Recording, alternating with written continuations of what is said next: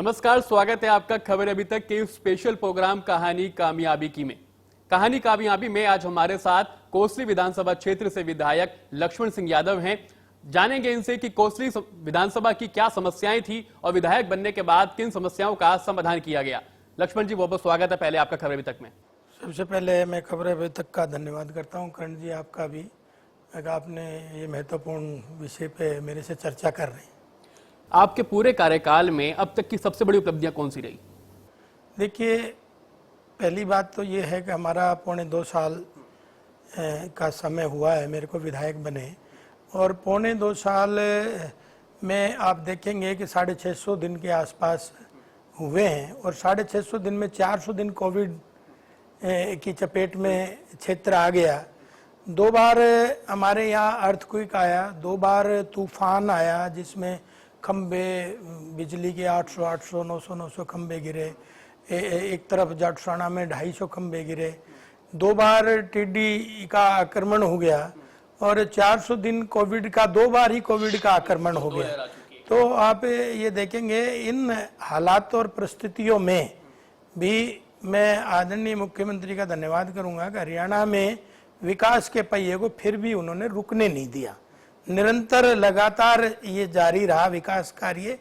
और मुख्य रूप से आपने जो पूछा है मेरी विधानसभा में, मेरी विधानसभा टोटल 138 गांव रूरल बैकग्राउंड एरिया है।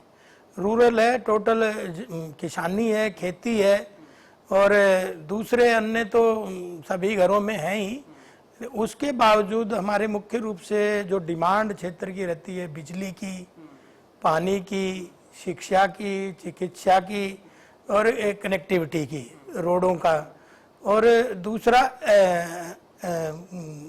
पशुपालन की, तो मुख्य रूप से इन सब चीज़ों पे ही मेरा क्षेत्र निर्भर करता है। कोसली की बात करें तो जल भराव की समस्या बेहद देखने को मिलती है, क्योंकि आपने उपलब्धियां गिनवाई हैं, अभी 2.25 साल हो चुके हैं, लेकिन आज भी अगर बीते दिनों की बात करें तो भारी बरसात हुई और जल भराव पूरे क्षेत्र में हो गया, लोगों को भारी परेशानियों का सामना करना पड़ा। निश्चित तौर पे अब 24 घंटे की जो बारिश थी, और इसमें जान माल का तो नुकसान हुआ ही है, क्योंकि सब जगह जल भराव हो गया। और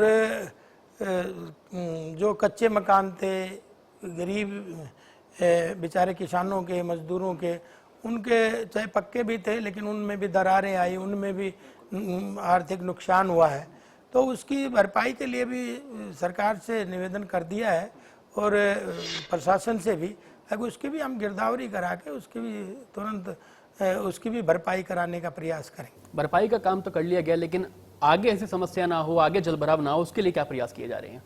आपकी बात ठीक है कि जब समस्या आती है, जब हम उसकी तरफ दौड़ते हैं, अगर हम समय से इसकी तैयारी कर लें, और इसका कारण भी यही रहा कि हमने समय से अगर हम तैयारी कर जाते, नालियों को साफ कर देते, और जल भराव की सिचुएशन को अगर हम पहले भाप लेते तो उतना नुकसान नहीं होता। कर नुकसान तो अभी भी बहुत ज़्यादा नहीं हुआ, लेकिन फिर भी तो ड्रेनेज का सिस्टम होता। हमारे यहाँ सबसे बड़ी समस्या जोड़ों की है। जो तालाब बने हैं गांव के बीच में, उनमें क्या है, पूरे 12 महीने पानी चलता रहता है, और वो सारा सीवर का पानी, पहले पानी नहीं था, पक्की नाली नहीं थी, पक्की से गलियां नहीं थी, इसलिए पानी ऑब्जर्व हो जाता था मिट्टी में। लेकिन अब सीधा का सीधा सारा जोड़ों में वो पानी आता है, और वो पहले से भरा होता है। पहले खाली होते थे तो बारिश उसको समा लेती थी। तो उनका समाधान के लिए भी एक सरकार ने अलग से पौंड डिपार्टमेंट अलग से बनाया है, तालाब, उसका हर साल उसमें कुछ न कुछ हम तालाबों को ठीक करने का प्रयास करेंगे, तो धीरे धीरे वो समस्याएं हल होंगी। आपने भी चर्चा की अभी कोरोना की। कोरोना काल में किस तरह की स्थिति थी कोसली में, और जो समस्याएं हमने देखा कि बाकी शहरों में थी, क्या कोसली में समस्या थी? ऑक्सीजन की समस्या की बात करें या बाकी समस्याओं की बात करें? निश्चित तौर पे ये तो वर्ल्ड वाइड थी। ये समस्या कोविड की जो थी पूरे देश में ही थी, और इस समस्या का इतनी ज़्यादा भयभीत लोग थे। लेकिन हमारी सरकार ने, माननीय प्रधानमंत्री जी ने, जो पिछली बार वेरिएंट आया था वो अलग डिफरेंट टाइप का था, उसमें मास्क, सैनिटाइजर और आइसोलेशन करने से काम चल गया। लेकिन इस बार जो दूसरा ये वेरिएंट आया है, ये खतरनाक रहा, क्योंकि इसमें ऑक्सीजन की एक एक्स्ट्रा डिमांड बढ़ गई। तो एक्स्ट्रा डिमांड बढ़ने के बाद भी जैसे मैंने कहा, लेकिन मैं धन्यवाद दूंगा प्रधानमंत्री जी को और मुख्यमंत्री जी को, जब 3 मई को मेरे यहाँ मुख्यमंत्री जी कोविड के समय आए, निरीक्षण करके गए और जो जो हमने समस्या उस समय रखी उन्होंने 2 दिन में उनका निवारण करने का काम किया। और आपने देखा ऑक्सीजन इस लेवल पे कभी नहीं बनी थी हमारे देश में। और ये तो हमारे आदरणीय प्रधानमंत्री जी का रिलेशन अच्छा था विदेशों के साथ, अब उन्होंने भी इस कोविड के समय हमारी मदद करी। लेकिन ऑक्सीजन न होने की वजह से आपने देखा किस तरह से हवाई मार्ग से भी ऑक्सीजन आई, भूतल मार्ग से भी आई, जल मार्ग से भी ऑक्सीजन आई, लेकिन 4 दिन में जहाँ जरूरत थी ऑक्सीजन की वहाँ पहुँची और उससे बहुत ज़्यादा कैजुअलिटी होने से बची। तो और इसी तरह से कंसंट्रेटर भी हमारे नहीं थे, हमारे रेमडेसिविर उस तरह के इंजेक्शन मेडिसिन वो सब धीरे धीरे उसके साथ जुड़ते चले गए, लेकिन हमने 8-7 दिन में पूरी स्थिति पे कंट्रोल कर लिया। ऑक्सीजन की बात हमने कर ली, लेकिन कहीं ना कहीं बेड की कमी भी देखने को मिली। क्या अस्थायी अस्पताल बनाए गए आपके द्वारा, क्या कोविड सेंटर बनाए गए आपके द्वारा? बिल्कुल, हमने आइसोलेशन वार्ड बनाए ज़्यादा, तो क्योंकि हर गांव में आपने देख रहे थे कि बुखार सबको ही था। हमने वैक्सीनेशन भी कराया, उसके साथ साथ उनका कोविड टेस्ट भी कराया। तो गांव-गांव जाके टीमों ने बहुत अच्छे से काम करा है और मैं तो सरकार को इसलिए बधाई देना चाहता हूं कि उनके गांव में ही उनको मेडिकल किट पहुंचा दी गई, जिसमें 15 आइटम थे जो कोविड में ज़रूरत पड़ती है, चाहे वो ऑक्सीमीटर थे, चाहे वो थर्मामीटर थे, चाहे वो मेडिसिन थी, चाहे वो आयुर्वेदिक। सरकार द्वारा शुरू किया, सरकार द्वारा सारा चीज़ उनको सरकार के द्वारा समय पे उपलब्ध हुआ और इसीलिए हम सारी चीज़ों को जीत पाए इस कोविड से। अच्छा, वैक्सीन की अगर बात करें, वैक्सीन क्या अब कोसी में भरपूर मात्रा में आ रही है और लोग जागरूक रहे वैक्सीन लगवाने के लिए, क्या उसका भी कार्य किया जा रहा है आपके द्वारा? निश्चित तौर पे हमने कई कैंप भी वैक्सीन के लगाए हैं, मेगा कैंप भी हमने वैक्सीन के लगाए हैं और आज हॉस्पिटलों में लगातार निरंतर ऑक्सीजन लग रही है। तो मैं ये समझ पाता हूँ कि आज हमारे पास 60% लोगों को मेरे हल्के में वैक्सीन का लगभग काम हो गया और 2-3 महीने के अंदर अंदर हम इस वैक्सीन का पूरा काम कर लेंगे। 60% में फर्स्ट टाइम लगाने वालों की बात कर रहा हूँ, पहले डोज लगाने वालों की, क्योंकि वैसे तो चल रहा है प्रोसेस। अच्छा, आपने अभी जिक्र भी किया था कि ग्रामीण क्षेत्र ज्यादा है कोसली में, अधिकतर देखने को मिला है देश की अगर बात करें कि ग्रामीण क्षेत्र के जो लोग हैं वो जागरूक नहीं है वैक्सीन को लेकर या वो लगवाना नहीं चाहते। क्या कोसली में भी ऐसे हालात हैं और अगर हैं तो फिर आपके द्वारा कैसे जागरूक किया जा रहा है? नहीं, वो स्टार्टिंग में देखिए अपोजिशन वालों ने ये फैलाया था कि वैक्सीन से तो आदमी नपुंसक हो जाता है, क्रोकोडाइल हो जाता है, बोला औरतों के मूछ दाढ़ी निकल जाती है। ऐसे कई मेरे मित्र एमएलए जो दूसरी पार्टियों के, उन्होंने उनके बयान भी मेरे पास रिकॉर्डेड है। उन्होंने ये जो भ्रम फैलाने का काम किया, इसलिए लोग पहले वैक्सीन लगाते नहीं थे। जब स्टार्टिंग में हमने वैक्सीन शुरू करवाई तो आपने देखा हम उनको रिफ्रेशमेंट भी देते थे, हम उनको रिफ्रेशमेंट के रूप में फल देते थे, उनकी टी पार्टी करते थे जब जब ला के लगवाते थे। जब उन्होंने कोविड का ये भयानक रूप देखा, जब ऑटोमेटिक बिना समझाए ही वो आने लग गए और हमने भी इस तरह के जागरूक शिविर भी लगाए और उनमें हमने टीमें बना के डॉक्टरों की टीम के साथ अपने वॉलेंटियर, पार्टी के वॉलेंटियर लगा के भी गांव-गांव जाके कोविड चेकअप था, घर घर जाके कोविड के प्रति जागरूकता थी और कोविड प्रोटोकॉल का जो संदेश था वो सबके घर घर जाके दिया।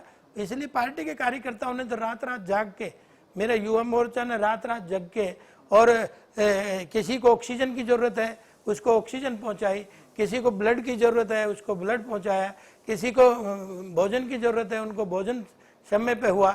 लेकिन ऐसा एक भयंकर काल आया था, अगर घर वाले भी कोविड से डर रहे थे, अगर हम इसकी मदद करेंगे नहीं। डॉक्टरों का भी कई बार मैंने डॉक्टरों का हाल भी देखा, वो भी मरीज के पास जाने से घबरा रहे थे, लेकिन फिर भी हमारा कार्यकर्ता एक जुटा हुआ था, लगा हुआ था और उन्होंने जो वैक्सीन के ना कोविड के समय जो काम किया है काबिल तारीफ।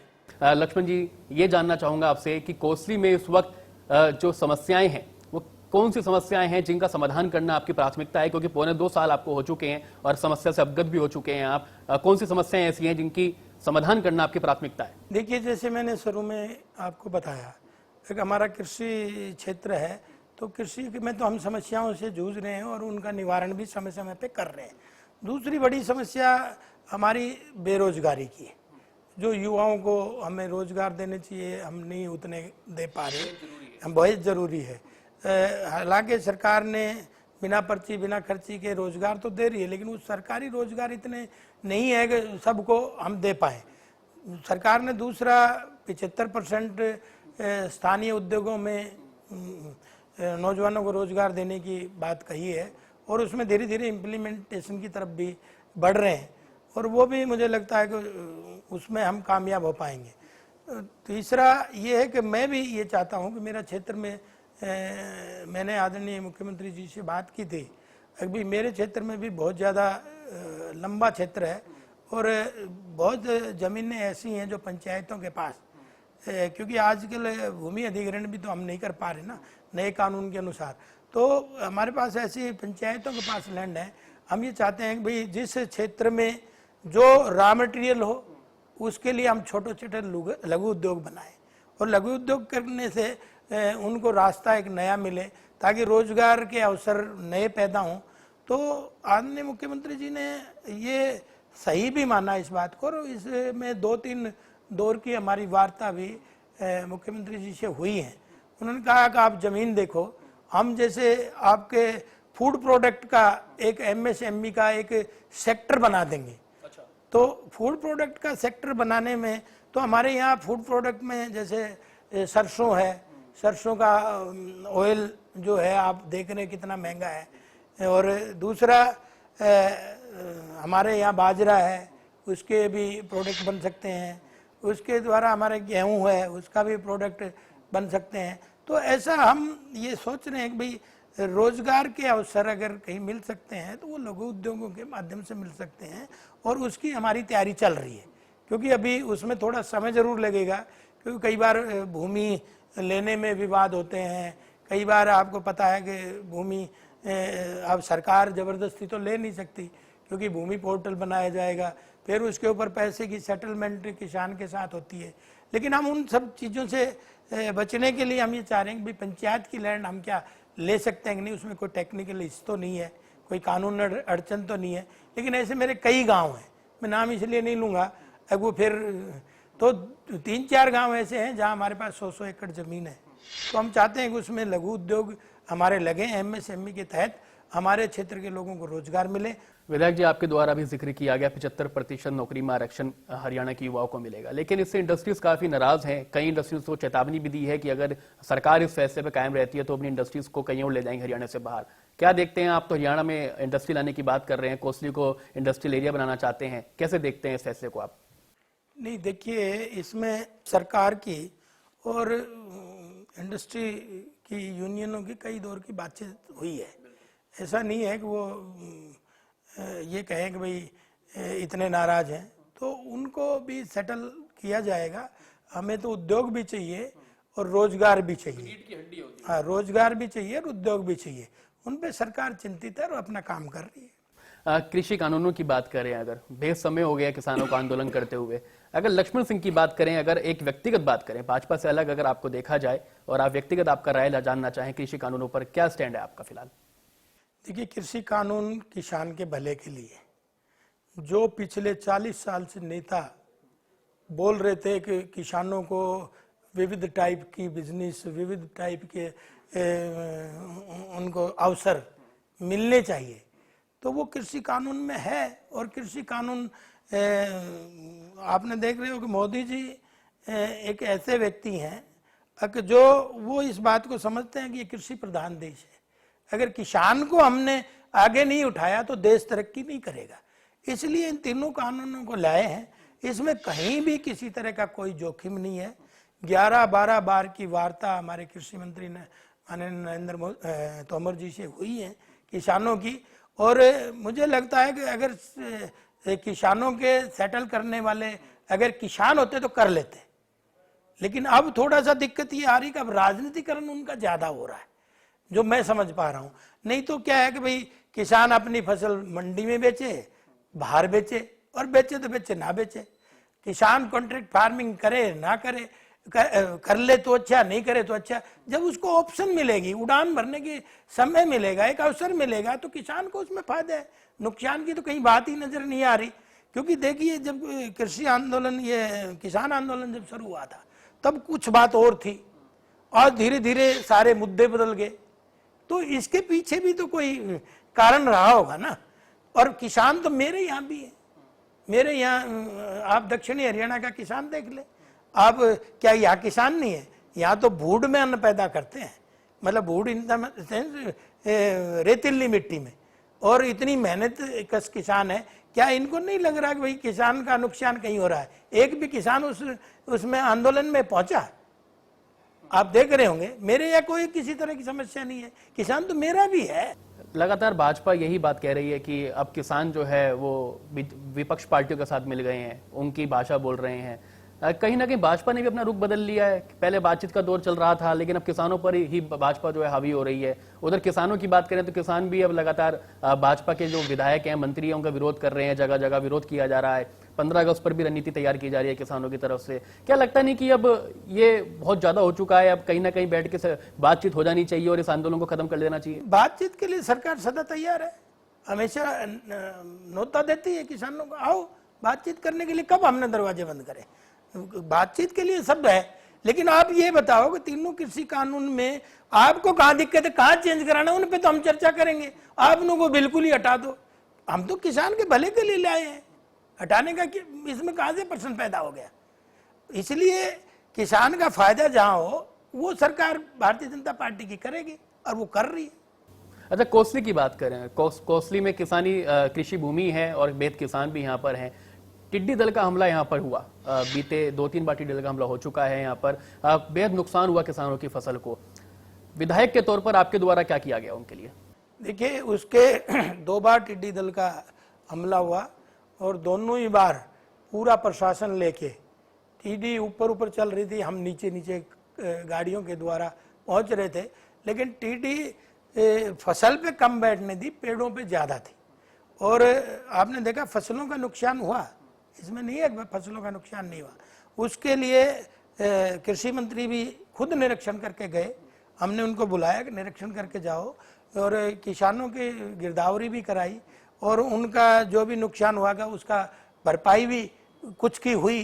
कुछ कम नुकसान हुआ वहाँ, जैसे 25% से कम होता है वहाँ मुआवजे का कम स्कोप रहते हैं, उससे ऊपर होता है तो उसका मुआवजा सरकार दे रही है। और आपने देखा भी हमारी सरकार ने सबसे पहले ज़्यादा किसानों का 12,000 का मुआवजा दिया। ठीक, और जो कृषि की बात आप कर रहे थे और जो बार बार ये कह रहे थे भाई किसान मेरे यहाँ सीमा पे बैठे हैं, राजस्थान के किसान, तो अगर एमएसपी पे वहाँ भी तो सरकार है, उनके खिलाफ तो नहीं जा रहे राजस्थान वालों के खिलाफ। तो राजस्थान वाले बल्कि यहाँ आ रहे हैं, जबकि उनका बाजरा तो वो खरीद नहीं पाए। उनका सारा बाजरा तो हरियाणा ने खरीदा, मेरी मंडी ने खरीदा। जब वो एमएसपी पे, जब हमने 11 फसलें एमएसपी पे हम खरीद रही है सरकार, तो वो तो खरीद नहीं रहे। ऐसे ही पंजाब ने भी मक्की नहीं खरीदी, वो भी मक्की हमने खरीदी।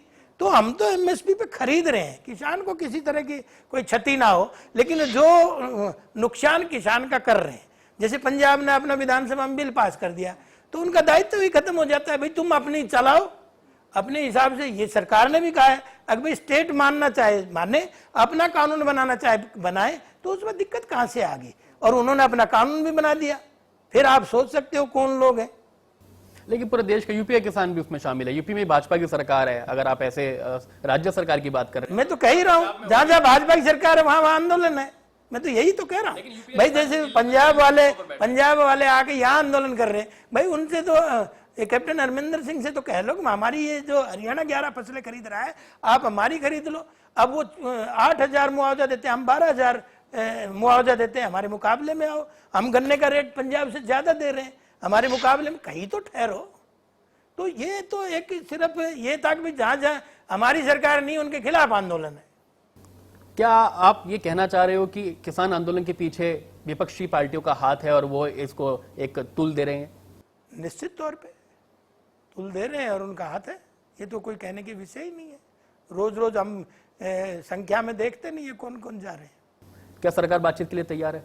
सरकार हमेशा तैयार थी, हमेशा तैयार है, हमेशा तैयार थी। लेकिन उनको कहाँ नुकसान हो रहा है, वो शुरू में मैंने जैसे बताया, अब शुरू में उन कृषि कानूनों में 3 मुद्दों की बात है, उनमें संशोधन की बात चल रही थी करने लगे तो नई बात पैदा होगी। अब एंड में आके उन्होंने ये कह दिया भाई हम तो इन तीनों कानूनों को हटाएंगे। अब वो तो शुरुआती से ये कहते आ रहे हैं कि तीनों कानून को रद्द कर दिया जाए, लेकिन सरकार इस बात पर राजी नहीं है। बिल्कुल नहीं करनी। पहले तो वो ये कह रहे थे एक एमएसपी की गारंटी दें, पहले ये कह रहे थे भाई पॉल्यूशन के ऊपर, और सरकार ने उसमें संशोधन भी करा और उनको बताया भी कि ये आपने डिमांड करी है, ये हम संशोधन इसमें करेंगे, आगे भी कोई इसमें संशोधन की गुंजाइश होगी तो करेंगे। लेकिन ऐसा नहीं है, कोई कानून बना है और यही जो विपक्षी लोग, बल्कि मैं तो कहूँ सोनिया गांधी तक, मनमोहन तक, हमारे भूपेंद्र हुड्डा तक, दीपेंद्र हुड्डा तक, सारे तो पार्लियामेंट में ये सब बोल रहे थे अब भाई किसानों को विविध प्रकार के मौके मिलने चाहिए। आज जब हम देना चाह रहे हैं तो वो नेगेटिव चीज होगी। अच्छा, कोसली की बात करें, भाजपा सरकार में देखा गया एक्सप्रेसवे बनाए जाते हैं बड़े बड़े, और बेहद बढ़िया एक्सप्रेसवे बनाए गए हैं, राष्ट्रीय राजमार्ग बनाए गए हैं, लेकिन कोसली की सड़कों का आज भी हाल बेहाल है। रेवाड़ी की बात करें, कोसली की बात करें, सड़कों का हाल बहुत बेहाल है। लोगों को समस्या से दो चार होना पड़ता है हर बार। देखिए जो समय चल रहा है मानसून का, तो इसमें हो सकता है अभी खराब हुई हूँ, लेकिन इससे पहले तो कोई कोसली की सड़कें खराब नहीं थी। और कोसली की हमने अभी 5 सड़कें नई बनाई हैं और 9 सड़कें हमारी अभी पास हुई हैं मार्केटिंग बोर्ड से। और आप देखेंगे कि हमारी 5 सड़कें रिपेयर कंप्लीट हो गई थी, 16 सड़कें हमारी रिपेयरिंग पे काम पे चल रही थी, लेकिन बारिश की वजह से थोड़ा सा विलम्ब उसमें हुआ है। और प्रधानमंत्री सड़क योजना के तहत हमारे क्षेत्र की 2 सड़कें मंजूर भी हुई हैं। वो आप देखेंगे मंदोला से लेके और लवाना दवाना होती हुई जैनाबाद इंजीनियरिंग कॉलेज को टच करेंगी, इधर से जीवड़ा होते हुए और ना करावरा माणकपुर से जीवड़ा होते हुए ये तो 2, क्योंकि आप देख रहे हैं कोविड के समय सबको बराबर का, सबका साथ सबका विकास, बराबर का कोटा मिलता है, तो उसमें कोसली अग्रणी है। कोई कहीं दिक्कत मुझे नहीं लगता, रोडों की कहीं समस्या है, क्योंकि मैं तो रोज़ ही घूमता हूँ। कोविड के समय तो आपने देखा कि हम कोविड वार्ड तक, जहाँ कोविड मरीज थे वहाँ तक पहुँचे।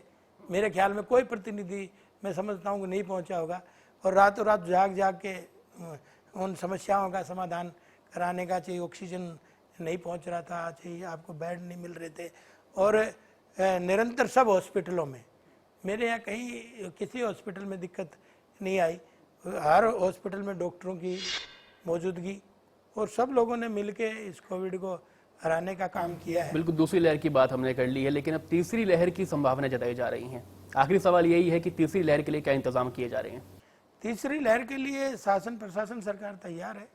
जैसे मैंने शुरू में आपको बताया, पहली लहर आई थी हमारी सिर्फ सैनिटाइजर और मास्क और आइसोलेशन तक और आयुर्वेदिक ट्रीटमेंट से हो रहा था, कुछ एलोपैथिक से ठीक हो रहा था। लेकिन दूसरी आई तो वो ऑक्सीजन एक नई समस्या को लेके आई। अब तीसरा वेरिएंट क्या नई समस्या लेके आता है, अब इसका तो हम आज से अंदाज़ा नहीं लगा सकते ना। लेकिन ये ज़रूर है कि आज सरकार जैसे पीछे भी तैयार थी, आज भी तैयार है, और आगे कोई नया वेरिएंट आएगा, नई समस्या आएगी, तो उसके लिए भी सरकार तैयार। बहुत बहुत धन्यवाद लक्ष्मण जी, हमारे साथ जुड़ने के लिए, अपना कीमती समय देने के लिए। तो कोरोना की बात हुई इस चर्चा में, और तीसरी लहर की भी बात हुई, कृषि कानूनों की बात हुई, और क्योंकि कोसी एक कृषि क्षेत्र है तो वहां किसानों के लिए क्या विकास हुआ, इन सब मुद्दों पर आज कोसली से विधायक लक्ष्मण सिंह यादव से बातचीत हुई है। और जाहिर तौर पर एक संदेश दिया गया है कि कोरोना से बचाव के लिए वैक्सीन लगवाएं। हम भी लगातार यही अपील करते हैं कि कोरोना से बचाव के लिए वैक्सीन लगवाएं, जितना जल्द हो सके उतनी जल्दी अपने आप को वैक्सीनेट करें, क्योंकि कोरोना से जारी जंग में वैक्सीन ही एक मात्र रामबाण है। मिलेंगे आपसे अगले एपिसोड में और रूबरू होंगे किसी और शख्सियत से। आज के लिए इतना ही, नमस्कार। देखते रहिए खबर अभी तक।